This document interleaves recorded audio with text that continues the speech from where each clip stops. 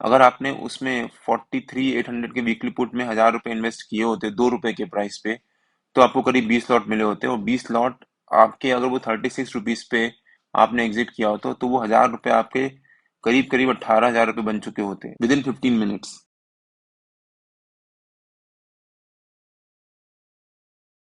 Hello friends, welcome to trade to spend. Nifty के daily analysis के एक और वीडियो में आपका स्वागत है।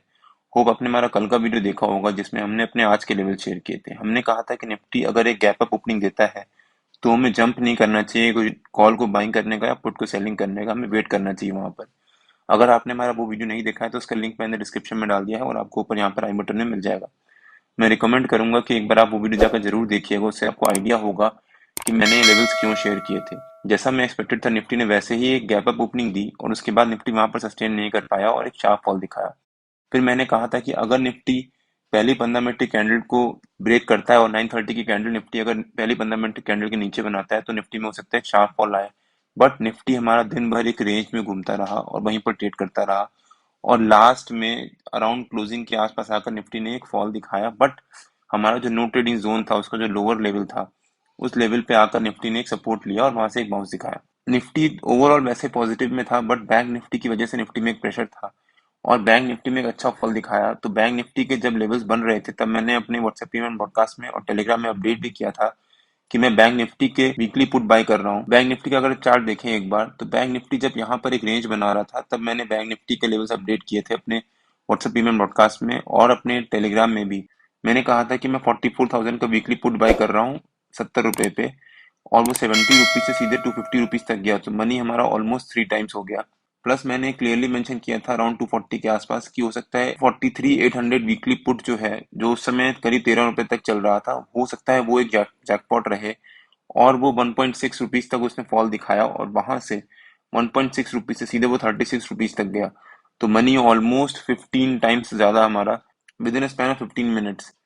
अगर आपने उसमें 43,800 के वीकली पुट में 1,000 रुपए इन्वेस्ट किए होते 2 रुपए के प्राइस पे, तो आपको करीब 20 लॉट मिले होते, और 20 लॉट आपके, अगर वो 36 रुपीज पे आपने एग्जिट किया होता तो वो 1,000 रुपए आपके करीब करीब 18,000 रुपए बन चुके होते विद इन 15 मिनट्स। और मैंने अपने व्हाट्सएप पे में ब्रॉडकास्ट में अपडेट भी किया था कि मैं 43,900 का वीकली पुट बाय कर रहा हूँ 40 रुपीज पे, और 40 रुपीज से सीधे 136 रुपीज तक गया। वहां पर भी मनी 3 टाइम्स से ज्यादा हुआ। अगर आपने मेरा टेलीग्राम चैनल ज्वाइन नहीं किया है तो उसका लिंक मैंने डिस्क्रिप्शन में डाल दिया है, और आप मेरे को टेलीग्राम में ट्रेड टू स्पेंड नाम से सर्च के ज्वाइन कर सकते हैं। मैं इसीलिए हमेशा रिकमेंड करता हूँ और हमने अपने ऑलमोस्ट हर एक वीडियो में बोलता हूँ कि निफ्टी या बैंक निफ्टी या फिर कोई भी स्टॉक अगर हम ट्रेड कर रहे हैं उसमें, तो हमें वेट करना चाहिए उसको कोई एक रेंज बनाने का। अगर वो उस रेंज को ब्रेकआउट या ब्रेकडाउन देता है तब हमें एंट्री मारनी चाहिए, और एग्जैक्टली वैसा ही हुआ। जब बैंक निफ्टी ने एक रेंज बनाई और उसको ब्रेकडाउन दिया तब हमने एंट्री ली थी।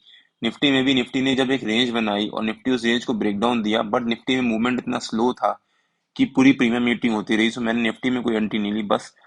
बट बैंक निफ्टी में मैंने 3 ट्रेड शेयर किए थे। 43,800 का जो करीब 2 रुपए से 36 रुपीज तक गया, 43,900 का जो 40 रुपीज से 136 रुपीज तक गया, और 44,000 का जो 70 रुपीज से 250 रुपीज तक गया, और तीनों में एक अच्छा प्रॉफिट दिया। नो ट्रेडिंग जोन क्या है? नो ट्रेडिंग जोन के बीच में नॉर्मली मैं ट्रेड नहीं करता जब तक कोई कंफर्मेशन ना हो या फिर कोई एक रेंज बनाकर निफ्टी बैंक निफ्टी अगर उसको ब्रेक ना करे। नो ट्रेडिंग जोन में डेली बेसिस पे अपने यूट्यूब चैनल में अपडेट करता हूं, तो अगर आपने मेरा यूट्यूब चैनल सब्सक्राइब नहीं किया है तो प्लीज सब्सक्राइब कर लीजिएगा और बेल आइकन जरूर हिट कर लीजिएगा, सो दैट जब भी मैं अपना अगला वीडियो पोस्ट करूं नो ट्रेडिंग जोन का या फिर स्टॉक मार्केट से रिलेटेड, तो आपको नोटिफिकेशन आ जाए। अब देखते हैं कि निफ्टी के कल के लेवल्स क्या रह सकते हैं। निफ्टी ने अगर हम ध्यान से देखें तो यहाँ पर क्लोजिंग बेसिस पे करीब एक हैमर कैंडल बनाई है, और हैमर कैंडल बनाई है जो उसका पैटर्न चल रहा था डाउन ट्रेंड, उस डाउन ट्रेंड के नीचे। अगर निफ्टी मान लीजिए कल इस हैमर कैंडल के ऊपर ट्रेड करता है शुरू के 15-20 मिनट, और उसके बाद निफ्टी अगर उसको ब्रेक करता है जो पहली 15 मिनट की कैंडल है ऊपर की तरफ, तो हो सकता है निफ्टी में एक अप मूव आ सकता है। निफ्टी का कल का ऊपर का रेजिस्टेंस रह सकता है समवेयर अराउंड 18,530 के आसपास, और निफ्टी का नीचे का सपोर्ट रह सकता है 18,440 के आसपास। तो हो सकता है निफ्टी 18,530 और 18,440 के बीच में ही ट्रेड करे कल। 18,440 निफ्टी का एक इंपॉर्टेंट लेवल है हमारा, जो पिछले हफ्ते का वीडियो था उसमें हमने कवर भी किया था कि 18,440 निफ्टी का रेजिस्टेंस रह सकता है, और अगर निफ्टी वीकली बेसिस पे 18,440 के ऊपर सस्टेन करता है तो वो निफ्टी के लिए पॉजिटिव हो सकता है। निफ्टी पिछले 2 दिन से एक छोटी सी रेंज में घूम रहा है 18,588 और 18,488 के बीच में। ये 100 पॉइंट की रेंज में निफ्टी 2 दिन से घूम रहा है। अब कल अगर निफ्टी मान लीजिए किसी भी एक डायरेक्शन में ब्रेकआउट या ब्रेकडाउन देता है तो निफ्टी में एक शार्प मूवमेंट आ सकती है, बिकॉज हो सकता है निफ्टी कल इस रेंज को ब्रेक करे। तो मान लीजिए निफ्टी कल अगर एक फ्लैट ओपनिंग देता है यहाँ पर और आधा एक घंटा ट्रेड करने के बाद अगर हमारा ऊपर का रेजिस्टेंस जो 18530 उसको ब्रेक करके ऊपर सस्टेन करता है तो निफ्टी के ऊपर टारगेट्स ओपन हो जाएंगे। निफ्टी का ऊपर का पहला टारगेट हो सकता है 18588, सेकंड टारगेट हो सकता है 18619 के आसपास और थर्ड टारगेट हो सकता है 18654 के आसपास। और अगर निफ्टी एक फ्लैट ओपनिंग देता है और आधा एक घंटा ट्रेड करने के बाद अगर निफ्टी हमारा जो सपोर्ट है 18440 उसको ब्रेक करके नीचे सस्टेन करता है तो निफ्टी के नीचे के लेवल्स भी ओपन हो सकते हैं। निफ्टी का नीचे का पहला टारगेट हो सकता है 18416, निफ्टी का नीचे का सेकंड टारगेट हो सकता है 18387 के आसपास और थर्ड टारगेट हो सकता है 18353 के आसपास।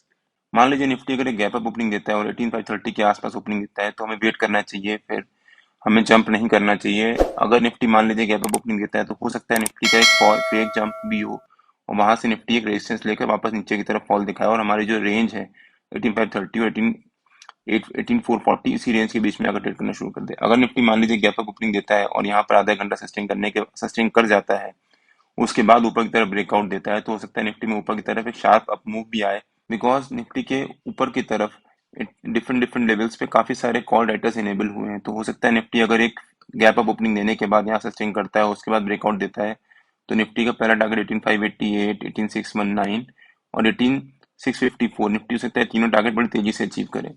और वहीं अगर निफ्टी मान लीजिए गैप डाउन ओपनिंग देता है तो हो सकता है निफ्टी यहाँ से सपोर्ट ले 18440 निफ्टी का एक इंपॉर्टेंट लेवल भी है। हो सकता है निफ्टी एक गैप डाउन ओपनिंग देने के बाद यहाँ से अगर कोई भी एक ग्रीन कैंडल बनाता है पहली 15 मिनट की कैंडल के बाद तो निफ्टी के लिए पॉजिटिव हो जाएगा। हो सकता है उसके बाद निफ्टी एक बाउंस भी दिखा दे यहाँ से और हमारा जो रेजिस्टेंस 18530 उसको ब्रेक करके निफ्टी ऊपर की तरफ नई जर्नी स्टार्ट करे। और अगर निफ्टी मान लीजिए गैप डाउन ओपनिंग देने के बाद आधा एक घंटा सस्टेन करने के बाद अगर निफ्टी इसको 18440 को ब्रेक करके नीचे सस्टेन करता है तो निफ्टी का पहला टारगेट 18415, सेकंड टारगेट 18387 और थर्ड टारगेट 18353। हो सकता है निफ्टी ये तीनों टारगेट भी अचीव करे। निफ्टी या बैंक निफ्टी के जो भी लेवल्स होते हैं वो डेली बेसिस पे मैं अपने चैनल में पोस्ट करता रहता हूँ। अगर आपने मेरा चैनल ज्वाइन नहीं किया है तो उसका लिंक मैंने डिस्क्रिप्शन में डाल दिया है और आप मेरे को टेलीग्राम में ट्रेड टू स्पेंड नाम से सर्च मार्केट ज्वाइन कर सकते हैं। अगर आपको वीडियो अच्छा लगा हो तो please like share and subscribe और बेल आइकन जरूर हिट कर लीजिएगा सो दैट जब भी मैं अपना अगला वीडियो पोस्ट करूँ आपको नोटिफिकेशन आ जाए। Till than happy trading and जय हिंद।